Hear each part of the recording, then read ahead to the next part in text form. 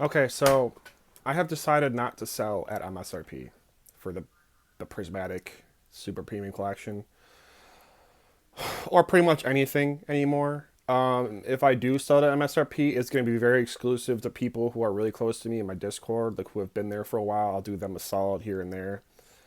I know there's a lot of white knights out there who want to look like the good guy and just be like, "Oh, we got things at MSRP. Love us, like us. We need your attention." Like, good for you. Those people are big enough to where they get enough product that where they sell at MSRP, they still make 100 grand in all their sales. Like they're doing fine at selling at MSRP. Me, I'm not a big seller. Like I'm getting like under 40 Pokemon like prismatic UPCs. Like it's stupid. And I mean, I've been in business for 5 years, but 5 years doesn't matter. It only matters the last 12 months. And when Pokemon slumped, so did I. So I wasn't pushing sales like I should have been, and I fell behind on the allocations. So it's my fault, I guess. Who could have predicted a bull market like this? Nobody. So that sucks. So yeah, basically, I have to sell above MSRP because I don't want people who are buying just to flip it to make more money than me. Like I'm the one taking the risk. I'm the one that has the business. I got to pay the rent. I got to do all this stuff. And these people will be gone in like 2 months that are making more money than me on this stuff. That's just a fact. All right? So, I know it sounds bad. I know I sound mean, but I've been watching a lot of YouTube videos when stuff and like reactions to people who are selling things MSRP, they still get flack for it. They still get, stressed out. They're always trying to make sure they're looking the best. They're trying to look like the holiest people, like kumbaya around a campfire people. It kind of gets old seeing it. Like, sure, you're great. You have 600 booster boxes. You can sell them at MSRP and make 150K. Congratulations. Like, you're still making 150K. Like, I don't even care. I'm not making that much money. I'm making like a couple thousand usually on like things I sell. Like I'm not getting thousands of things at once. Now if I got 1,000 UPCs, I'd be like, hell yeah, bro. MSRP all freaking day. All day. All 1,000, I'd be making like, like 50K or whatever. Sweet. No problemo, cuz.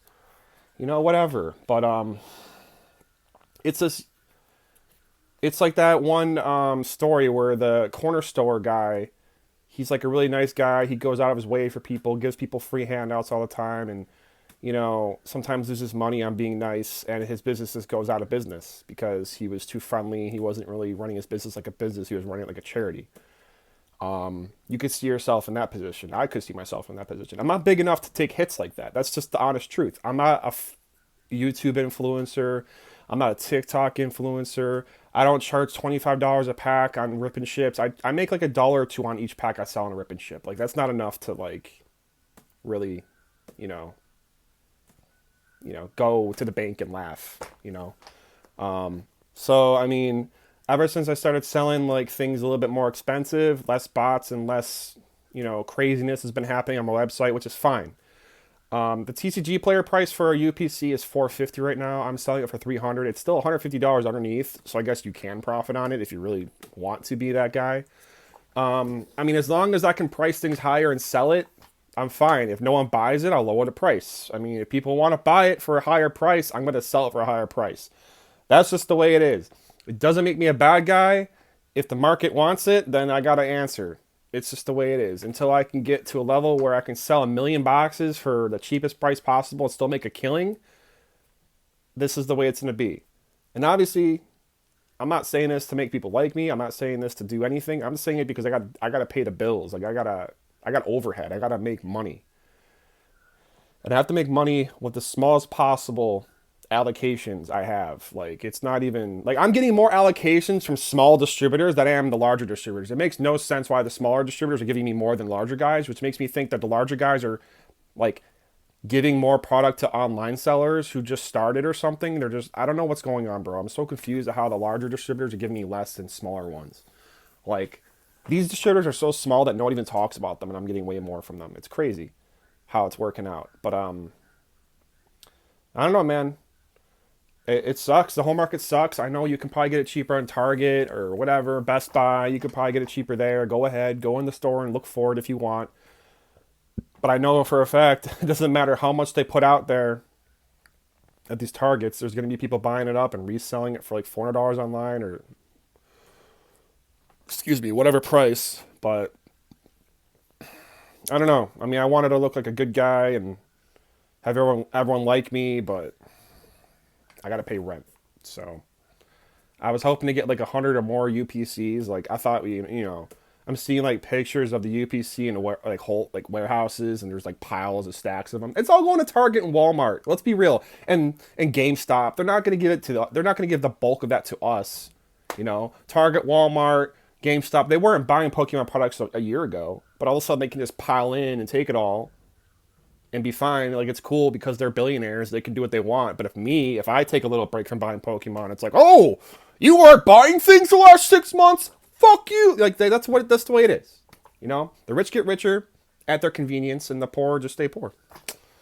Because you literally have to give a right leg and arm to stay alive in this business. Because when the business sucks, you still got to keep buying no matter what. Because you don't know when the next boom's coming. You don't know when the next badass product is coming. But then again, like when 151 came out, that was a really good product. I got so much of that crap. It's just, I don't know. Wrong time, wrong place, I guess, right? So yeah, I'm a POS. I'm charging above MSRP. Sue me. I don't care. If people buy it, they buy it. If they don't, then I lower the price and then still make money. I mean, I'm not going to lose money on this product. I don't care. I'm not going to get enough to where it matters. Because I swear to God, as soon as they sell out, the distributor's going to turn around and be like, hey, we got the UPC for $200 if you want to get 2 per week. Like, yeah, screw you. That's what's going to happen.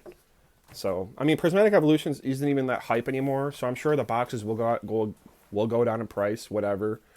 But I'm not going to go out of my way and like try to be some white knight on YouTube or the internet and say, everyone, I got MSRP, look at me, I'm so holy, I'm so precious.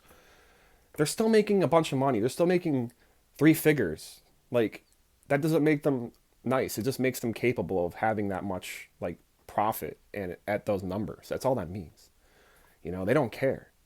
They don't care what they sell for at that point. They could literally sell them for under MSRP and still make a lot of money. It's like all that whole dynamic changes when you get a lot of product. That's all I'm saying. It just changes when you get all the product you need. And you also have a good YouTube channel, and all this other stuff adds into it as well. I'm just an average guy, all right?